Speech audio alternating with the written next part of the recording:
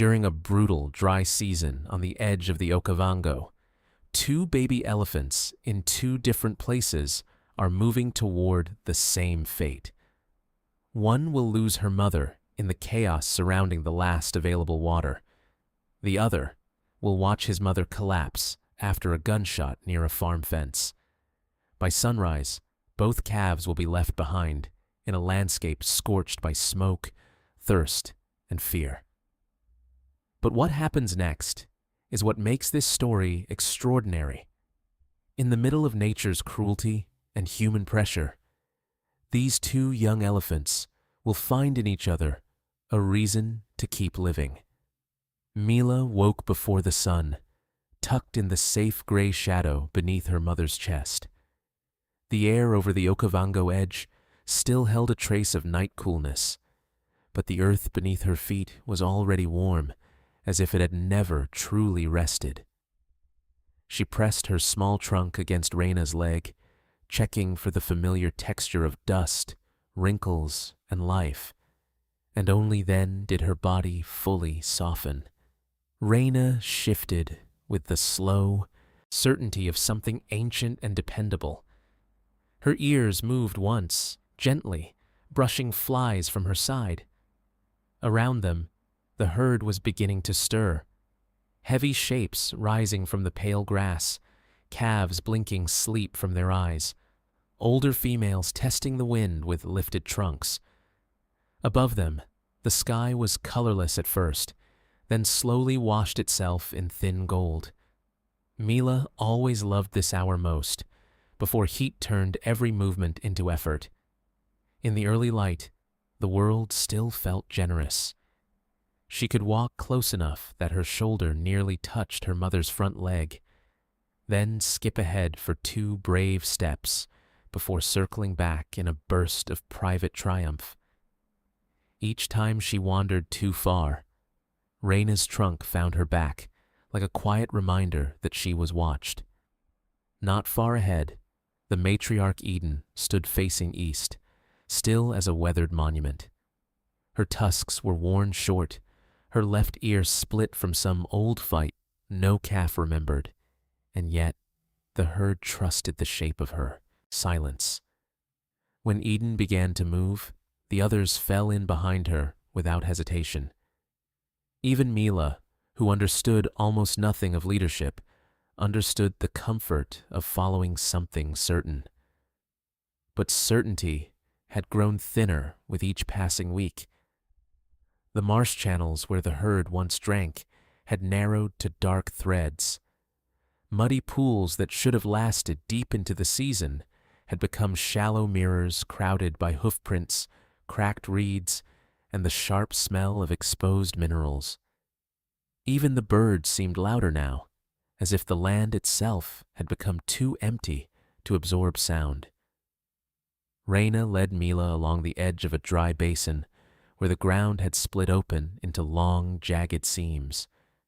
Mila paused at one fissure and reached toward it with the tip of her trunk, curious about the cool shadow inside. Reina pulled her back at once. The correction was gentle, but it carried a tremor Mila could feel through touch alone. Her mother was patient that morning, though not calm. The signs were everywhere if a creature knew how to read them. A zebra skeleton lay half buried in dust beneath a thorn tree, picked clean except for a strip of hide fluttering like old cloth. The trees ahead wore a tired look, with leaves curling inward and bark peeling from branches that had survived too many hard months. Even the wind had changed. It carried no promise of rain, only ash. By mid-morning, the herd crossed a stretch of blackened earth where brush fire had recently passed.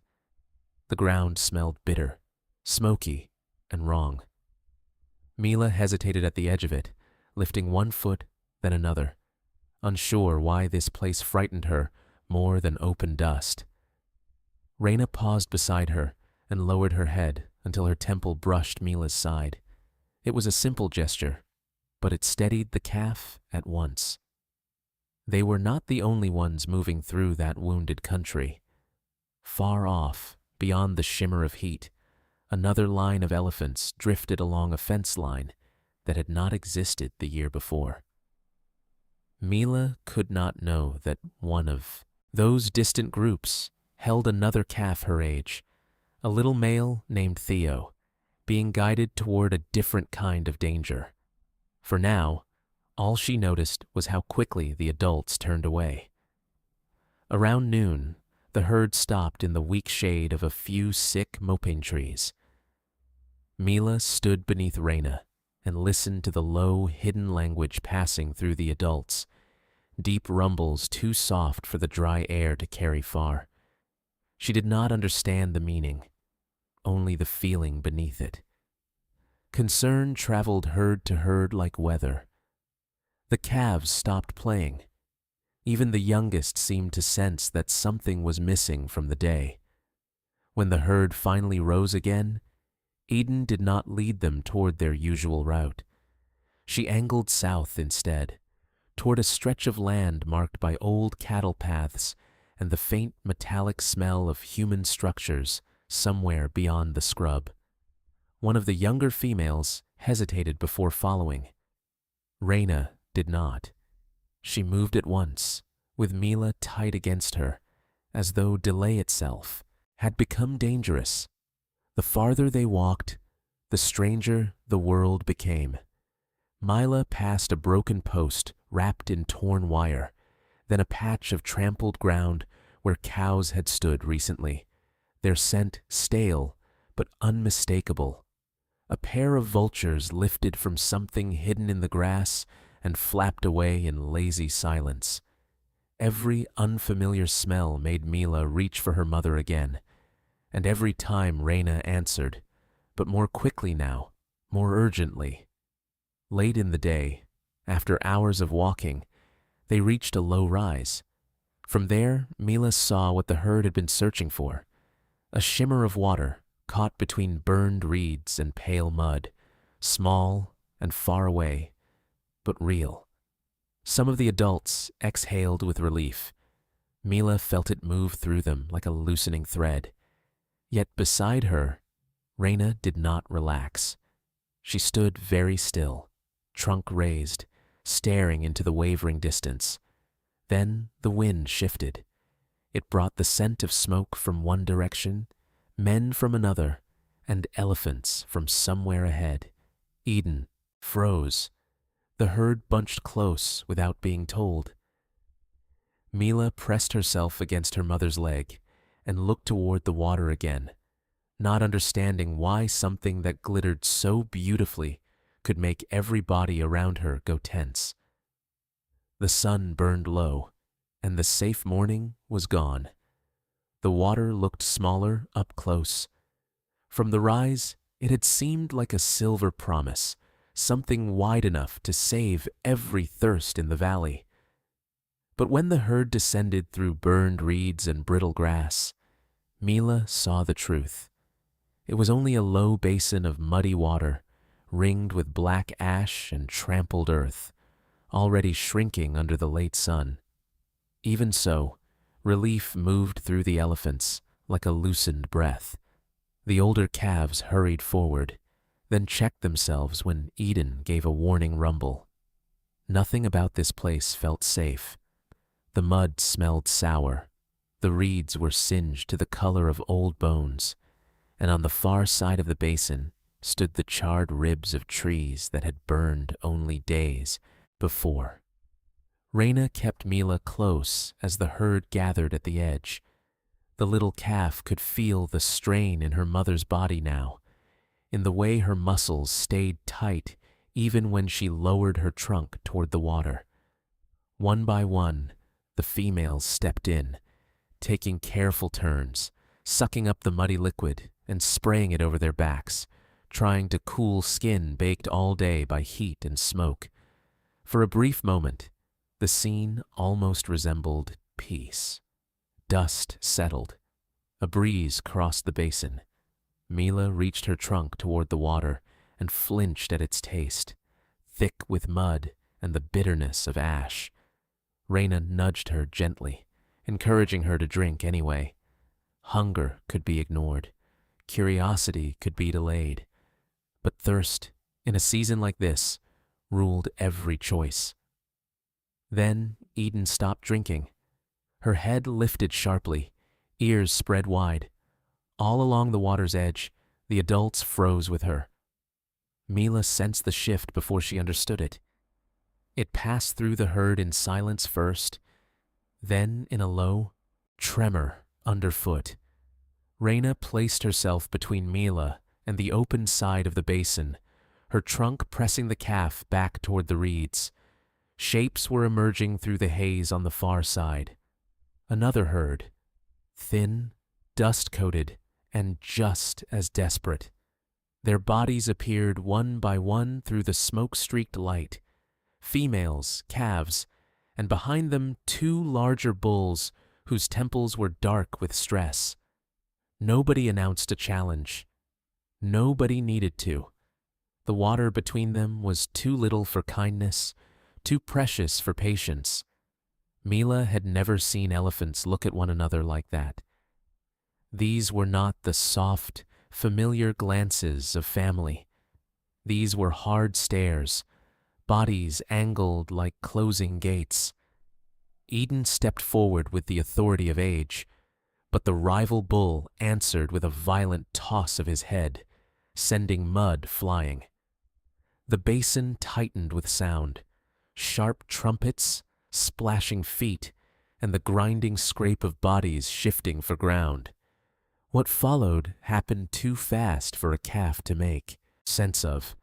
One bull lunged, another crashed sideways.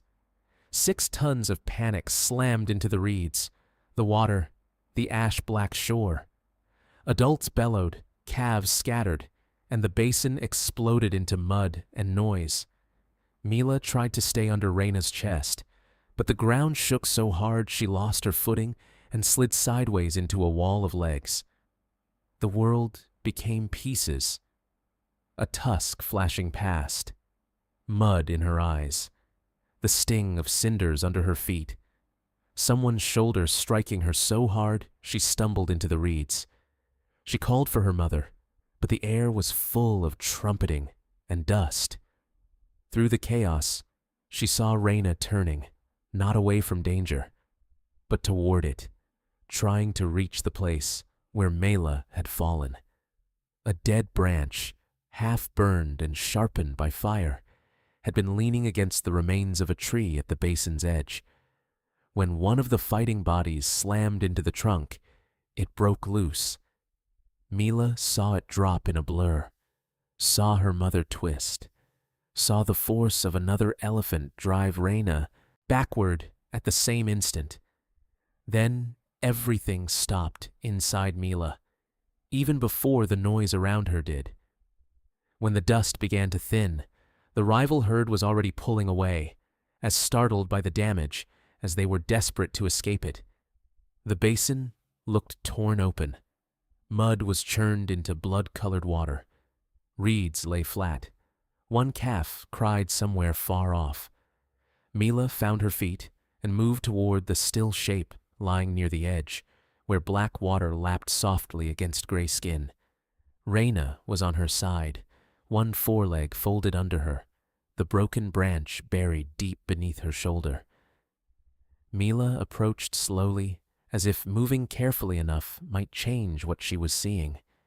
She touched her mother's face with the tip of her trunk. The skin was still warm. She pushed harder, then harder again. Reyna did not rise. She made no sound. The world offered no explanation a calf could understand. The herd gathered around them in a rough circle, their breathing heavy, their silence worse than any cry. Eden came last. She stood over Reyna for a long moment, then lowered her trunk and traced the line of the fallen mother's face with heartbreaking care. Mila stayed pressed against Reyna's neck, too small to move her, too young to know that love could fail against a thing as simple and brutal as timing. As the light softened into evening, the wind changed again, carrying fresh smoke over the basin. Somewhere in the distance, fire was moving. The adults shifted uneasily. Eden gave a low rumble that felt less like an order than a grief she could not afford to linger in. Mila did not look up. She remained against her mother's cooling body, while ash drifted down around them, soft as gray snow. Theo had always believed his mother could find water anywhere. Even in the hardest weeks, when the marshes withdrew and the old channels turned into strings of black mud, Sable moved with the same hard certainty she carried through every dry season. She was not gentle in the way some mothers were. She corrected him sharply, kept him close with firm touches of her trunk, and never wasted energy. But to Theo, that strength had always felt like safety. By the time the moon thinned over the delta, safety had become a rumor. The smaller herd had traveled farther each day, skirting scorched grass, empty pans, and fences that cut across places older elephants remembered as open land. Theo did not understand boundaries made by humans. He only knew that his mother smelled different now, hotter, tense, always listening for something beyond thirst.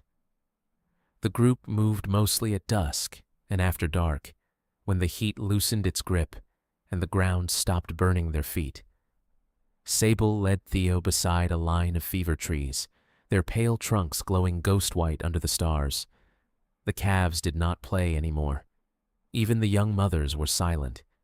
Every ear flick, every pause, every breath seemed shaped by caution instead of habit. Near midnight, the wind changed and brought the scent they had been chasing for hours. Water. Not rain, not marsh, not the rich old smell of a riverbed, but fresh, pumped water, metallic and unnatural. The adults stopped at once. Theo felt the herd tighten around him as trunks lifted toward the dark. Somewhere beyond the scrub, something mechanical droned and shuddered like a giant insect. They found the place just before dawn. A narrow holding pond beside a pumping station, boxed in by wire fencing and half-dead brush. The mud around it was stamped flat by cattle hooves. A rusted windmill creaked overhead. On the far side stood a low building, a fuel tank, and a cluster of posts with floodlights mounted high. To Theo, it looked strange. To the adults, it looked dangerous and necessary. Sable did not rush. She walked the perimeter with two other females, while the matriarch stood back with the calves. Theo watched his mother test the fence with her trunk, then press against it with one shoulder. The wire shivered, but held. Another female joined her, then another. The metal groaned. Hunger, fear, memory, and drought had narrowed the world to one simple fact. If they could not reach that water, they might not survive another day. The fence came down all at once. A post snapped, wire sagged, and the herd surged through the gap in a wave of dust and muscle. Theo stumbled after them, half terrified by the noise, half dizzy with the smell of wet earth. The first touch of cool mud beneath his feet felt like a miracle. Adults crowded the edge, sucking up water in long, desperate pulls, spraying their flanks, filling their mouths again before anything could take it away. Then the lights snapped on. White beams cut across the darkness so suddenly that Theo froze where he stood. The pump house door flew open. Men shouted. One voice rose above the others, sharp, angry, frightened. Caleb Turner had been awake most of the night, trying to keep his own cattle alive, and now, in the raw blue hour before sunrise, he was staring at a herd of elephants inside the only working water point for miles. At first, they tried noise. Metal struck metal. Someone fired a flare that hissed over the pond and burned red in the dust. One of the younger elephants wheeled away from it in panic, slamming into the others. Theo tucked himself under Sable's chest as she turned broadside, shielding him. The men kept shouting. A dog barked somewhere behind the building. For one suspended moment, fear belonged to everyone. Caleb yelled for them to back off, but desperation had already outrun judgment. A hired hand grabbed an old rifle from the truck. Maybe he meant to fire into the air. Maybe he only wanted the sound. But when the shot cracked across the pond, the whole world seemed to split. Theo felt Sable jerk above him, then stagger one step sideways, as if the ground had turned soft beneath her. The herd exploded into motion. Water flew, mud churned. Floodlights swung wildly as bodies crashed back through the broken fence. Sable shoved Theo forward with all the force she had left, driving him into the scramble of legs and dust. He did not know what had happened, only that his mother's breathing had changed. It came rough now, pulled in through pain, and her side smelled suddenly of blood and hot iron. They ran until the lights disappeared and the shouting fell behind them. Dawn came gray and thin over the scrub. The herd slowed beneath a stand of thorn trees, and Theo saw the dark, wet stain spreading along Sable's shoulder. She was still standing, still moving, still nudging him onward when he drifted too close. If he had been older, he might have understood how much strength it took her simply to remain upright. For 2 more days, she stayed on her feet. She walked through fever trees and dry channels, over hard earth and loose sand, carrying pain in every step and hiding it as long as she could. Infection set in under the wound, bringing heat and swelling. Theo never strayed far.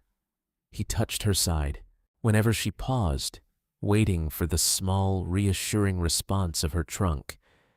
Sometimes she answered. Sometimes she seemed to be listening to some distant place he could not follow.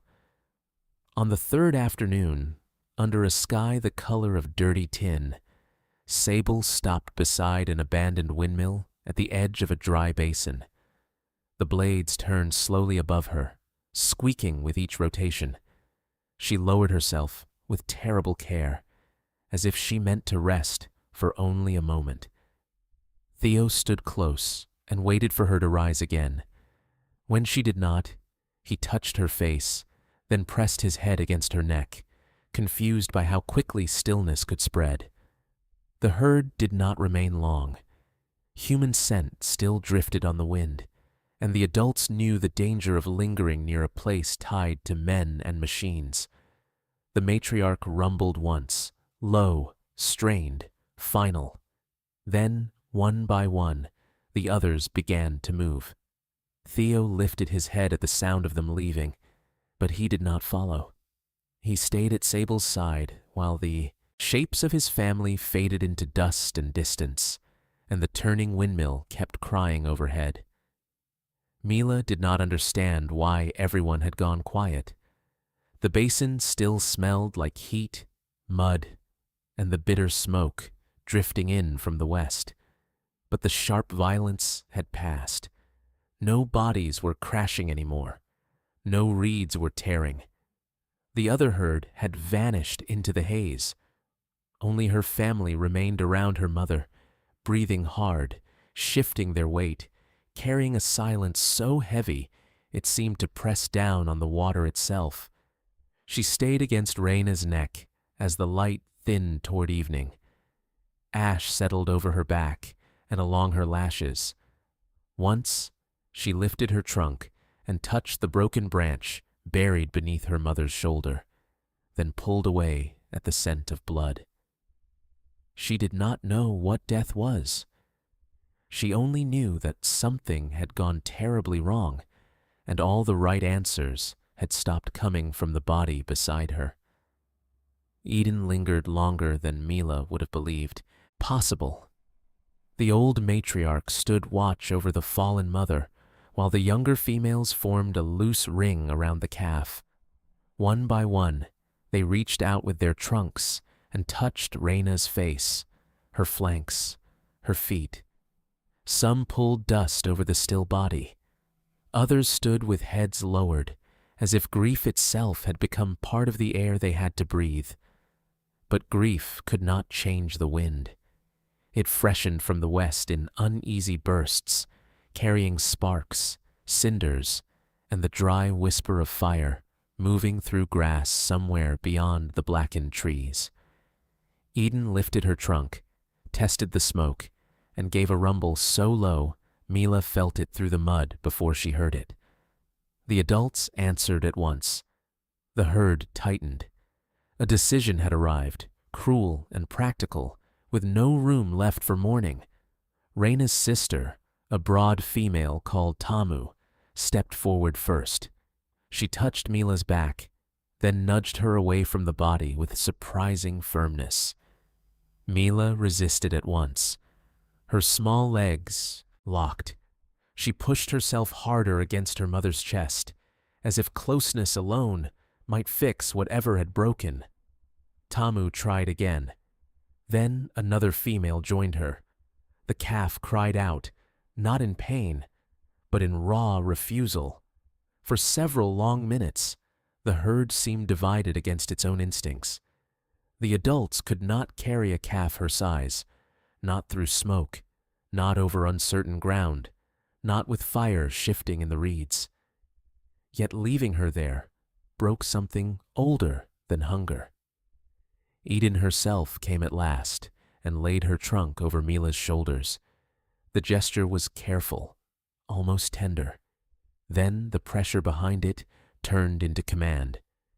Mila stumbled forward 3 steps, then twisted free and ran back to Reina.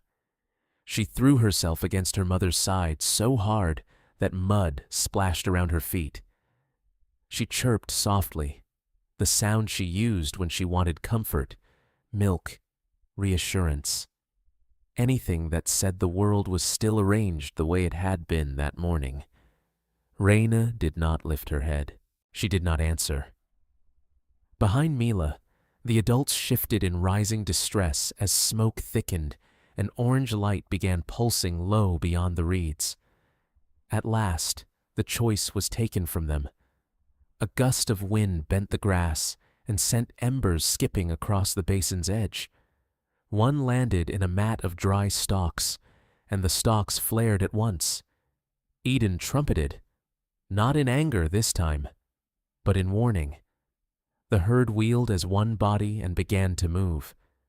Tamu hesitated only a heartbeat, looked back at the calf, then turned and followed. Survival was already pulling them away. Mila remained where she was. She watched the shapes of her family recede through smoke, large and gray and heartbreakingly familiar, until distance made them unreal. For a moment, she seemed unable to believe that they were actually leaving. She took a few uncertain steps after them, stopped, turned back to Reina, then stood between both directions, trembling. The world had split in two, and neither half still knew what to do with her. When darkness finally came, it brought no mercy. The fire did not reach the basin, but its glow stained the horizon red. Hyenas called somewhere far off, and closer still, insects rose in a dry, constant whine from the reeds. Mila pressed herself against her mother's cooling side and kept perfectly still. Every few minutes she lifted her head, listening for the deep, rolling voices of her herd. Once she thought she heard them, and answered with a thin, hopeful cry. Nothing returned. Miles away, beneath the turning blades of an abandoned windmill, Theo faced his own long night. He stood beside Sable's body until the last outlines of his herd disappeared into gray dust. The place smelled of rust, old oil, and the sickness already creeping from the wound in his mother's shoulder.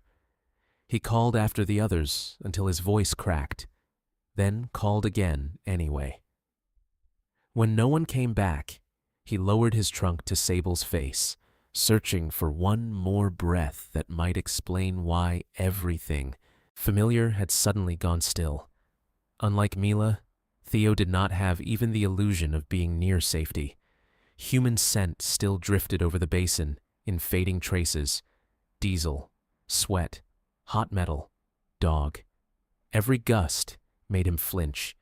He circled his mother, then the windmill, then returned to her side as if movement itself might keep panic from swallowing him. The stars above were cold and indifferent. The land around him felt too open, too exposed, too empty to survive alone. Before dawn, both calves were still where they had been left. Mila, gray with ash, curled against the body that could no longer shelter her. Theo, dusty and hollow-eyed, stood guard over a mother he could not wake. They had no herd now, no safe path, no instinct beyond staying close to what love had already lost. Far above that wounded country, the first engine of morning began to cross the sky. Morning did not arrive gently over the basin where Mila had been left. It came thin and white through a veil of smoke, revealing what the night had hidden, but not changed. Reyna's body had cooled beneath a dusting of ash. The muddy water nearby had shrunk again, dark and still and fouled by churned earth.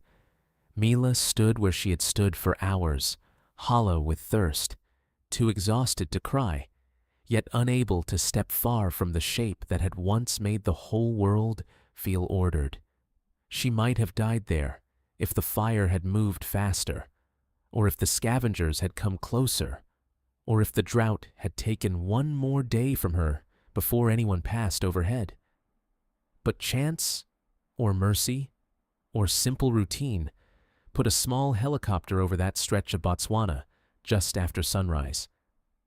Nora Whitfield was flying a low survey for new burn scars and trapped wildlife when she noticed a lone calf beside a carcass near a drying basin. From the air, she had learned to read grief. Healthy calves stayed in motion, tucked inside the rhythm of a herd. Lost calves did something different. They hovered, they circled, they kept returning to the same impossible place, driven by memory stronger than instinct. Nora banked once over the basin, watching the little female lift her head at the sound of the rotors. Mila did not run. That frightened Nora more than panic would have. By the time the helicopter touched down on firmer ground a quarter-mile away, a rescue unit was already on the radio. The closest team included Eli Brooks, a field veterinarian who had worked too many drought seasons to mistake urgency for hope.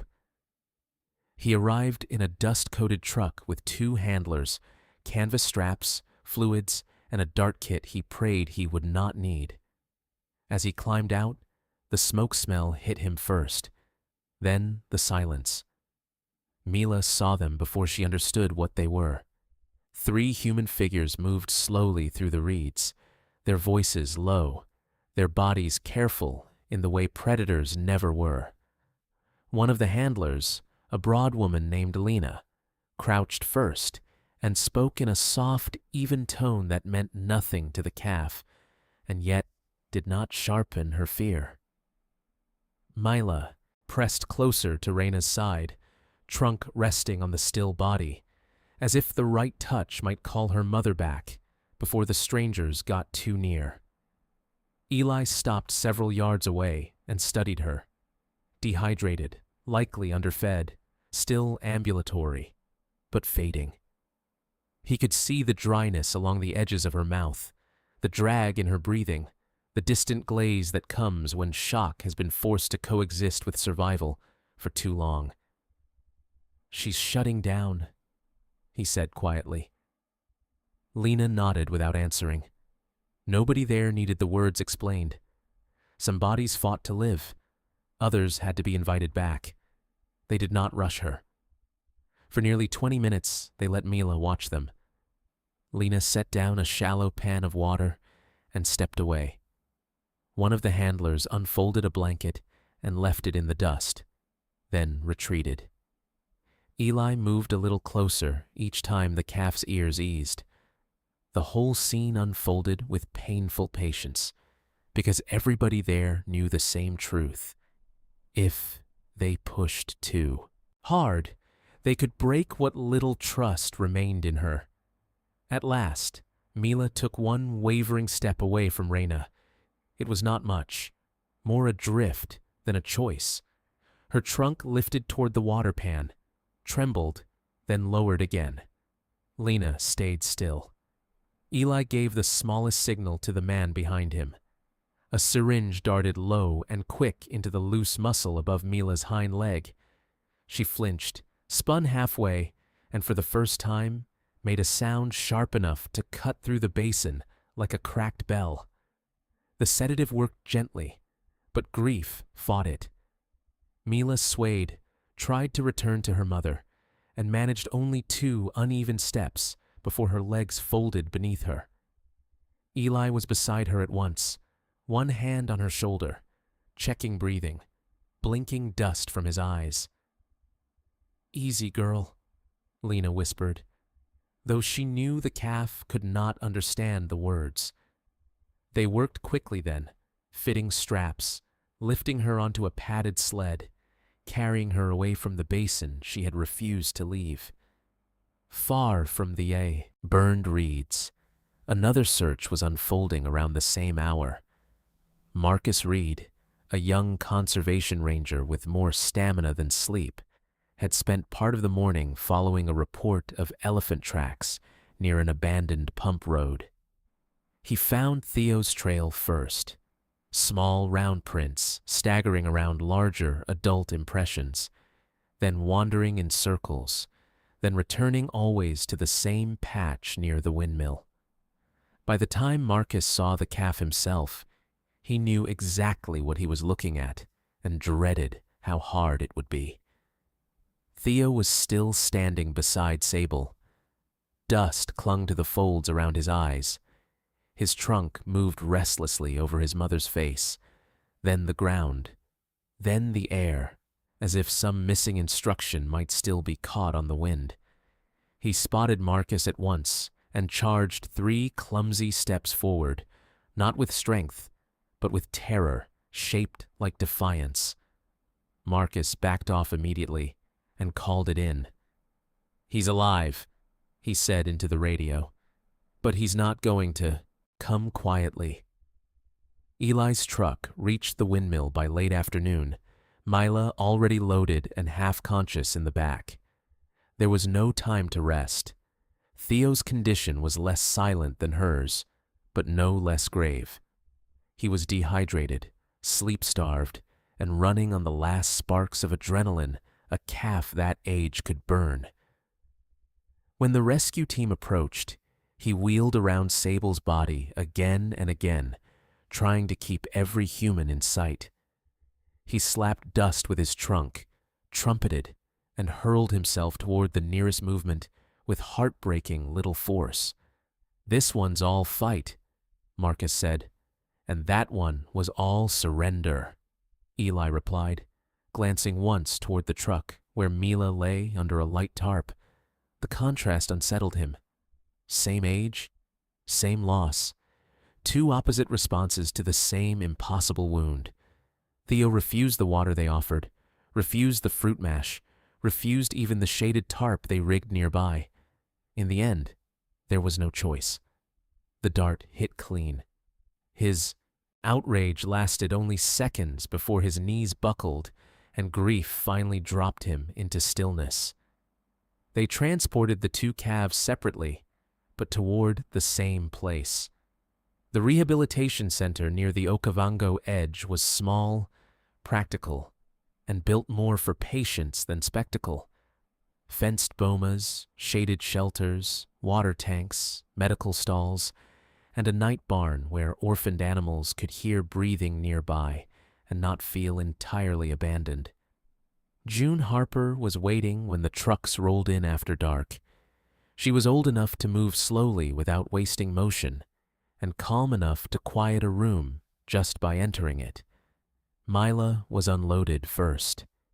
Even sedated, she searched weakly with her trunk until Lena tucked a folded blanket against her chest. Theo came in later with more noise around him, though he slept through it all, jaw clenched even in chemical stillness. June stood between the two holding pens for a long time after everyone else had moved off. One calf had nearly let go of life. The other had tried to bite it back. Neither, she thought, was anywhere close to safe yet. For the first 2 days at the center, Mila barely seemed present inside her own body. She drank only when liquid was pressed carefully into the corner of her mouth, and even then her swallowing was reluctant, mechanical, as if survival had become a task she had not agreed to perform. During the hottest hours, she stood facing the rough wooden wall of her stall, trunk hanging still, eyes half-lidded. June had seen shock before. This was deeper. Mila was not resting. She was retreating. The veterinary team worked around her silence with the kind of patience that never looked dramatic from the outside. Eli checked her hydration, monitored her temperature, cleaned the cracked skin around her feet, and adjusted the milk formula until her stomach could tolerate it. Lena spoke to her while changing bedding, not because the words mattered, but because tone did. A frightened body sometimes trusted rhythm long before it trusted touch. At night, when the wind pressed against the tin roofs and the acacia branches scratched the fencing, Mila seemed to shrink even further into herself. The barn held the layered scents of hay, warm milk, antiseptic, damp earth, and tired human clothing.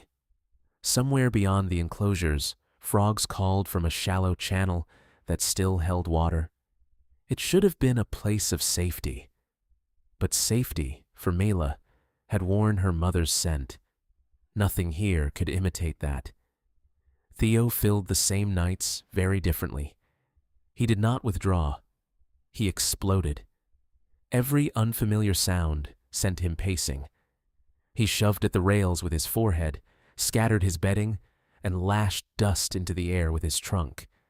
Once, near midnight, he slammed so hard into the gate of his pen that the latch sprang loose and Marcus had to help secure it again with chain. By dawn, his eyes were wild with exhaustion, but still, he would not rest. June spent long stretches sitting just outside the pens, with a lantern turned low at her feet.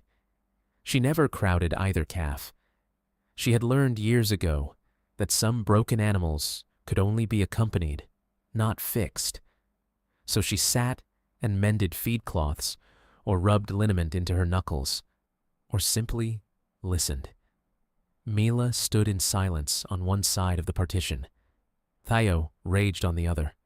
Grief had split itself into opposite shapes. By the third evening, a dry storm rolled in from the north.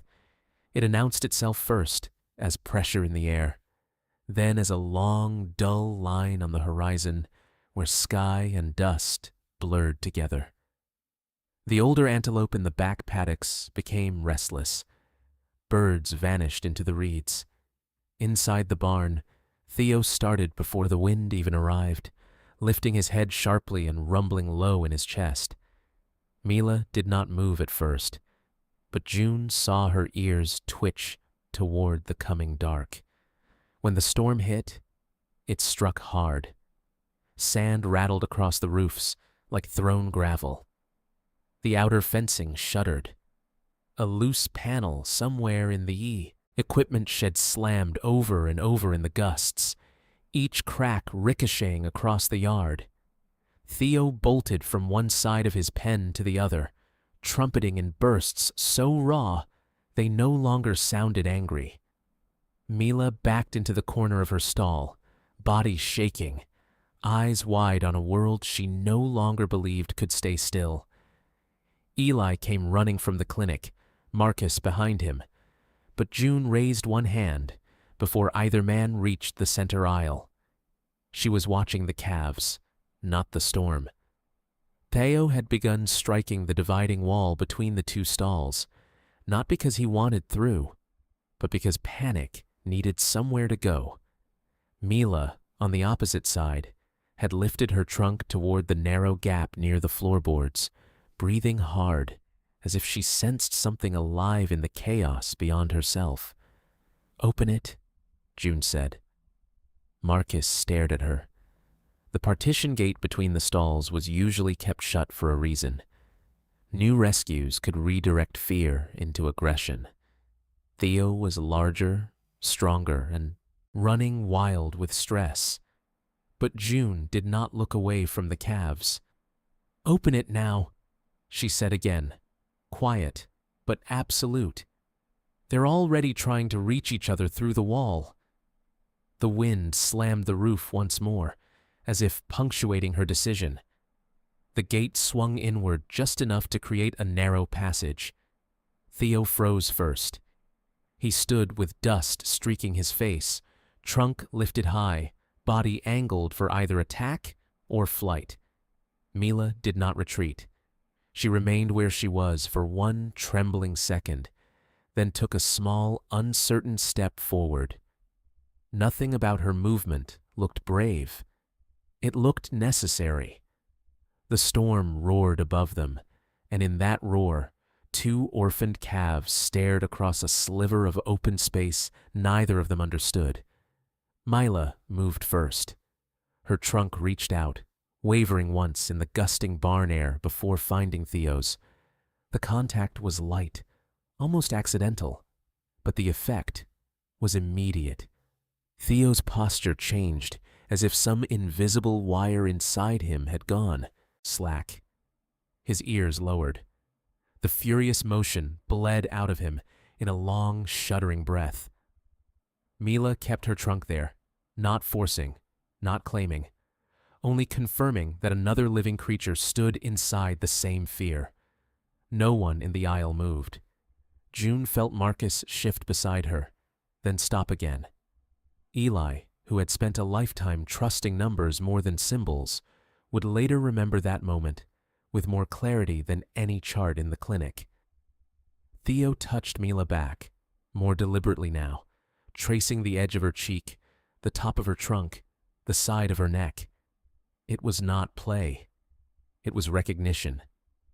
Each calf seemed to discover, in the other's scent, a wound shaped like its own. The storm slowly passed east, leaving the barn full of dripping quiet. Long after the worst of the wind had gone, the calves remained near the opened partition. Mila did not turn back to the wall. Theo did not strike the rails again.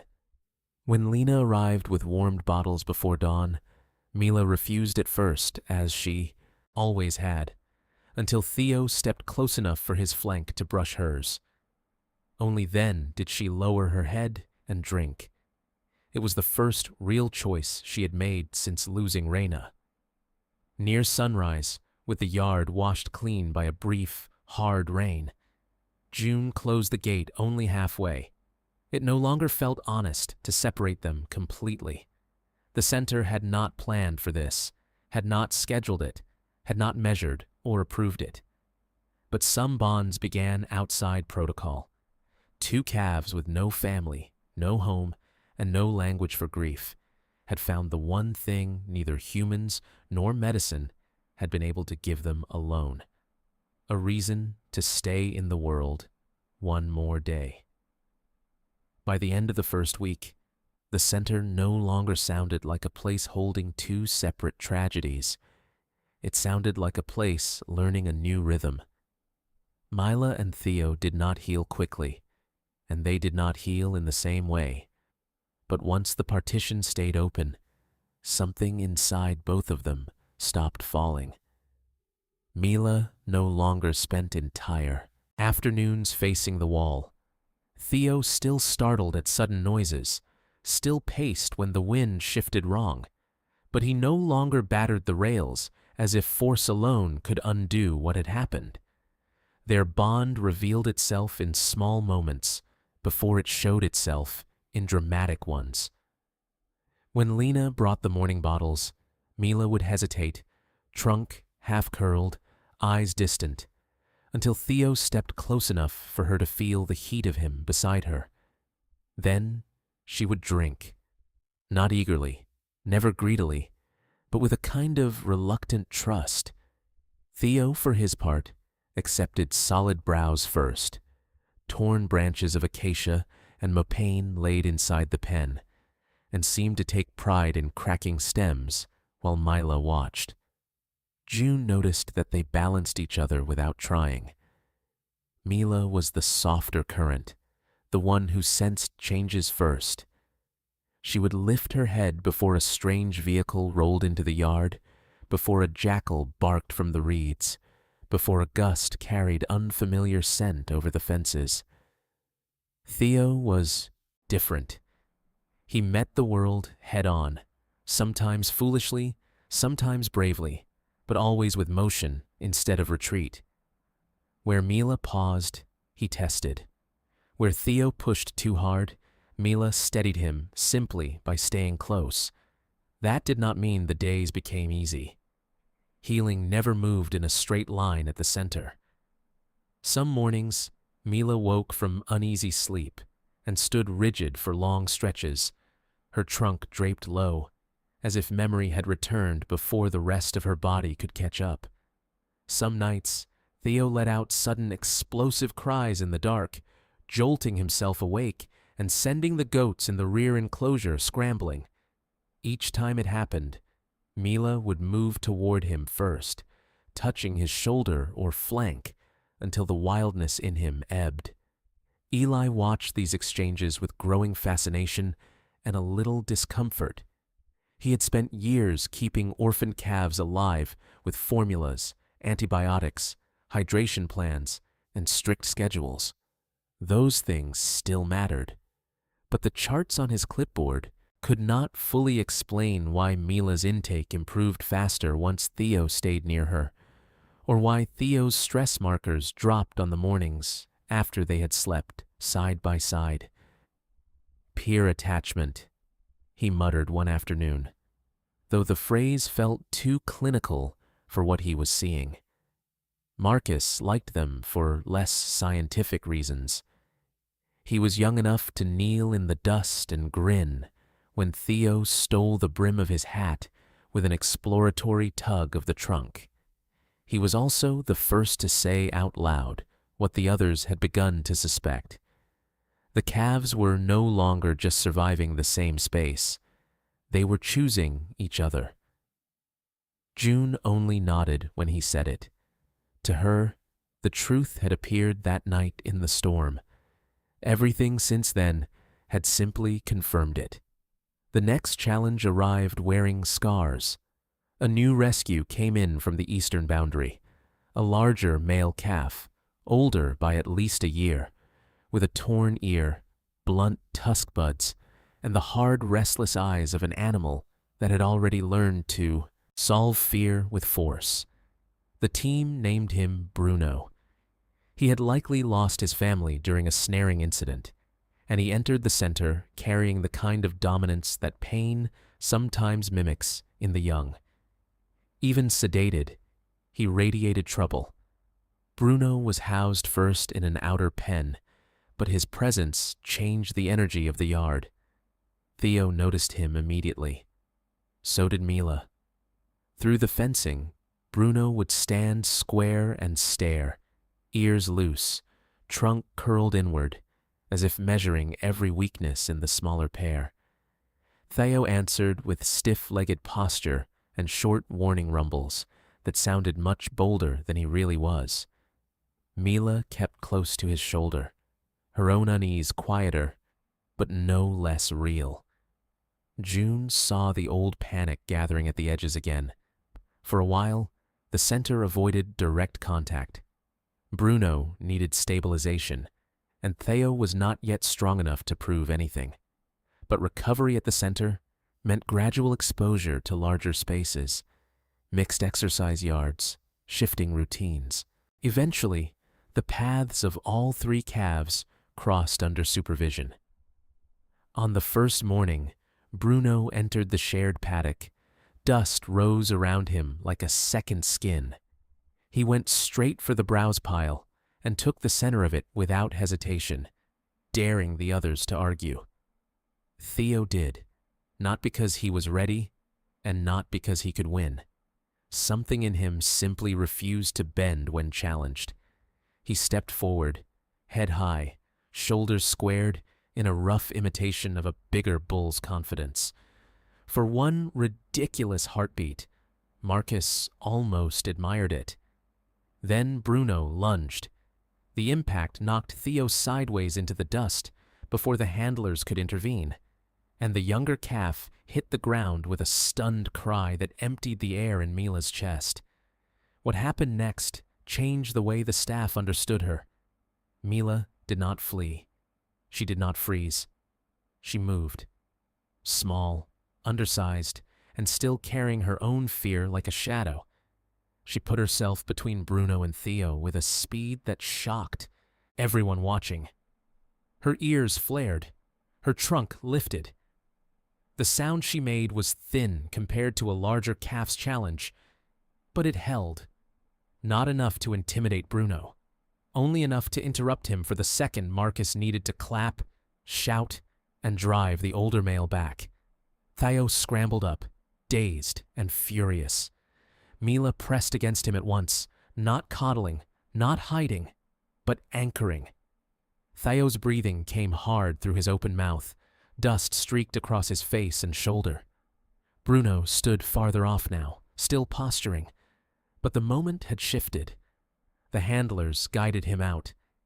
Eli checked Theo for injury and found bruising, soreness, shaken nerves, but nothing broken. The deeper surprise belonged to Mila. Something fiercely protective had come alive inside her. That night, the bond between them sharpened into something more complicated than comfort. Theo kept trying to circle the stall, replaying the humiliation in restless bursts of motion, while Mila blocked him again and again with her body, turning him back toward the hay, toward the water bucket, toward stillness. It was not dominance, it was insistence. When he finally gave up and leaned against the wall, she stayed beside him until his breathing softened. June, watching from her low stool outside, thought of old marriages, old friendships, old griefs, how love sometimes looked most clearly like refusal. The center's new phase began a few days later. The staff opened the outer training yard, a larger enclosure meant to prepare young rescues for less protected ground. There were low mounds, scrub patches, hidden feed stations, and enough space to separate, choose, test, and return. Mila hesitated at the threshold. Theo walked out first, then turned back and waited. Only when she reached him did he continue. It was a pattern everyone had started to recognize. One pulled, one steadied, and together they moved. But even as they improved, a troubling truth followed them into every success. If Mila wandered too far from Theo, she stopped eating. If Theo lost sight of Mila, he became agitated within minutes, circling fences and calling under his breath. Their bond was healing them, yes.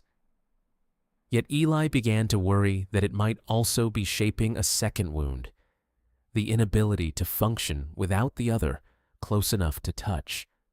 Survival had brought them together. The wild, he knew, might someday demand more than holding on. The outer yard was meant to teach distance without turning it into loss. It gave the calves more room than the barn, more wind, more sky, more chances to move like animals instead of patients. There were browse stations hidden behind scrub, shallow trenches to step across, and shaded corners where a calf could choose to rest alone. The staff called it progress. Eli called it preparation. But for Mila, space still carried the old danger of separation. At first, she and Theo moved through the yard as if tied by an invisible line. If he crossed toward a pile of fresh-cut branches, she followed. If she paused at the edge of a water trough, he stopped with her. Even their rest had become synchronized. They drank shoulder to shoulder, slept with their flanks touching, and startled awake in the same breath when some distant sound traveled over the fence. The world still felt survivable only when the other one remained within reach. June saw the problem before anyone else said it aloud. She was standing with Marcus near the gate, one cool morning when Theo wandered toward a cluster of brush set at the far end of the yard. Mila had been drinking. The moment she looked up and realized he was farther away than usual, her whole body changed. Her ears lifted. Her trunk rose high. She did not call out at once. She simply froze, as if fear had erased every step she had learned to trust. Theo noticed a heartbeat later and turned back immediately. That was the trouble. He did not keep exploring. He did not test the distance and discover he could return. He came back, at once, as though her alarm had become his own. By the time he reached her, Mila was trembling. She pressed against him with desperate relief, and Theo stood still to absorb it. Marcus watched the reunion and felt his chest tighten. It was beautiful. It was also unsustainable. The center moved them into the next phase anyway. Bonds could not be broken by force, but they could be tested by life. The staff began short guided walks through a fenced training corridor beyond the main yard, a place with uneven ground, brush cover, and scent markers dragged in from the wild. Lion scat, old dung from passing elephant bulls, the sharp ammonia trace of hyena. The goal was simple: teach attention to the world beyond each other. The results were uneven. Mila proved sharper than anyone expected. She learned quickly which water troughs were clean and which had gone sour in the heat.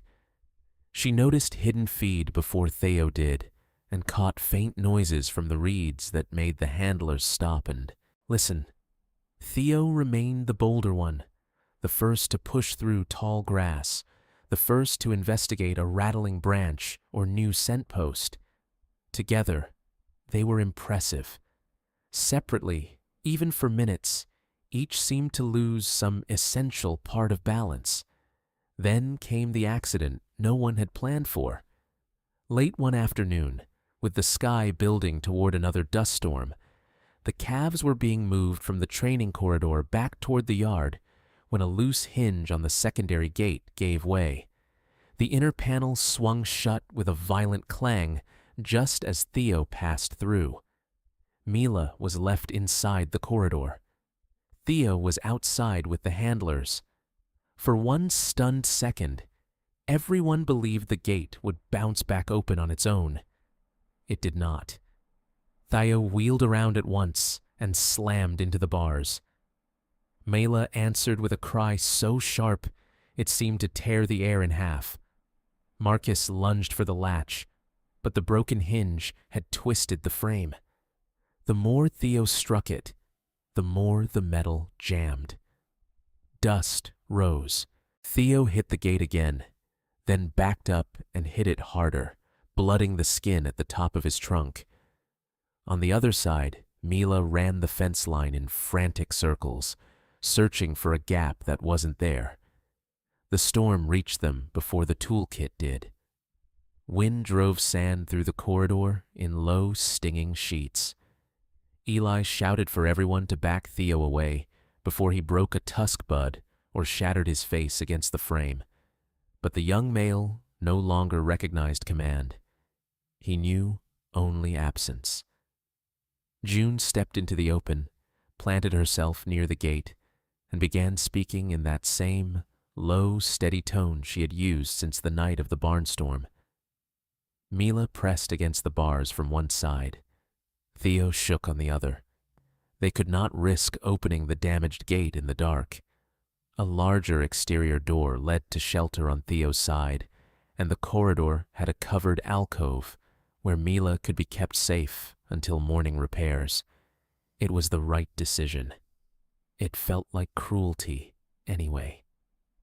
Long after the handlers withdrew, the calves kept calling to each other through the twisted metal and blowing dust.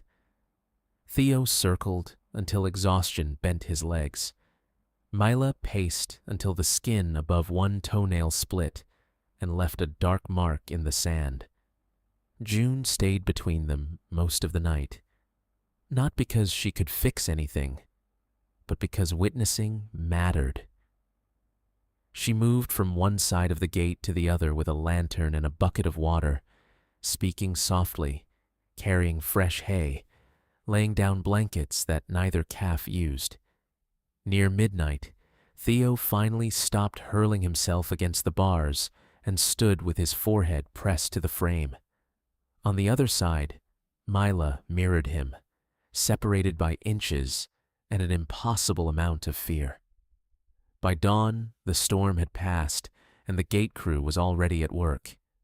Marcus and two mechanics dismantled the warped hinge while Eli checked both calves for injuries. Theo's trunk was bruised and swollen. Mila's foot was sore but not badly damaged. The moment the opening widened enough, neither waited for permission. They rushed forward and collided in a tangle of trunks, dust, and trembling relief. Theo made a sound Marcus had never heard from him before. Small, broken, almost childlike. Mila answered by pressing her face beneath his jaw. Everyone watching felt the same truth settle over them. The separation had proven how deep the attachment ran, but it had also answered a question nobody at the center had wanted to ask too soon. These two were not clinging out of habit anymore. They were regulating each other's fear, holding each other inside the world, making function possible where trauma had once made it impossible.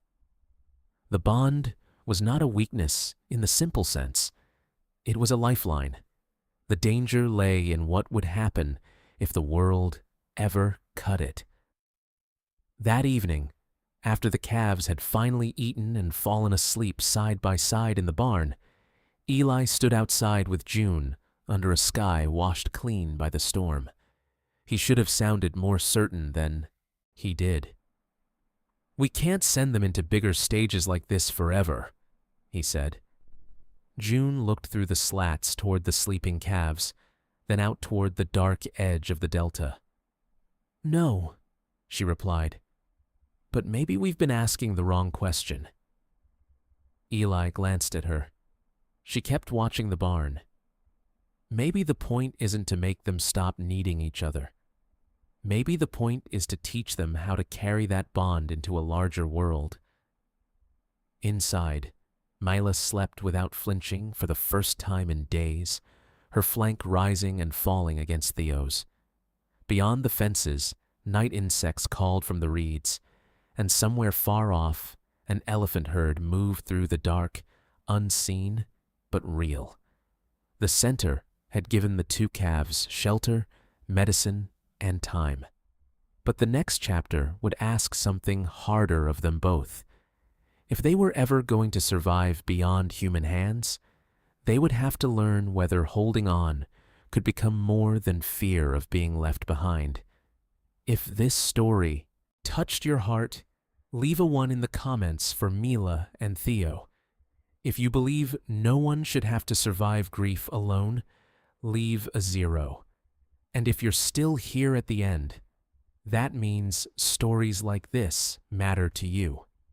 So please subscribe, turn on notifications, and stay with us for the next story. because out there are still more lives, more heartbreak, and more unbelievable bonds waiting to be seen.